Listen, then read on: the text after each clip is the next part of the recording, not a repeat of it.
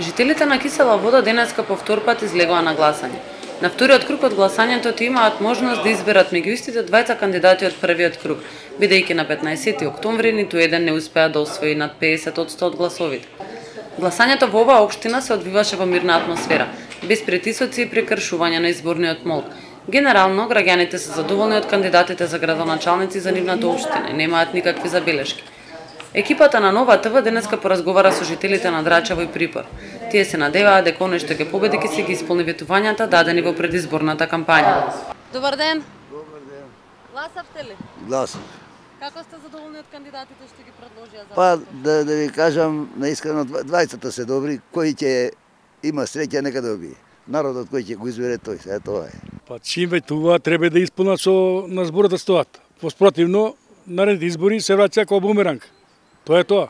А што најмногу е потребно за вашата општина? Што ви фали? Што треба да се направи? За наша општина како прво домот ќе го сликате, да го гледа сите. Почнати не е направен. Дали сте задоволни од кандидатите што се предложени за вашата општина? Да сме задоволни. Мислите ли дека ќе го оствара тоа што го ветија во предизборната кампања? На среќа како ги послужи. Ја мислам ќе биде дека ќе освојат. Може ли да ми кажете што најмногу е потребно за вашата општина? Што треба да се направи тука? Наша општина треба да се направи улиците, самофорите да се направат овде у Драчево. Може има многу сообраќајки овде кај Гиго. Да се направи и да се обезбеди за народот патот. И све тоа е добро, ако направат. Помладите генерации пак, иако излегуваат на гласање, јавно не сакаат да коментираат за тоа што очекуваат од оние што ќе седнат во градоначалничката фотелја. Дечка, здраво, едно прашање може? Зошто? Добар ден.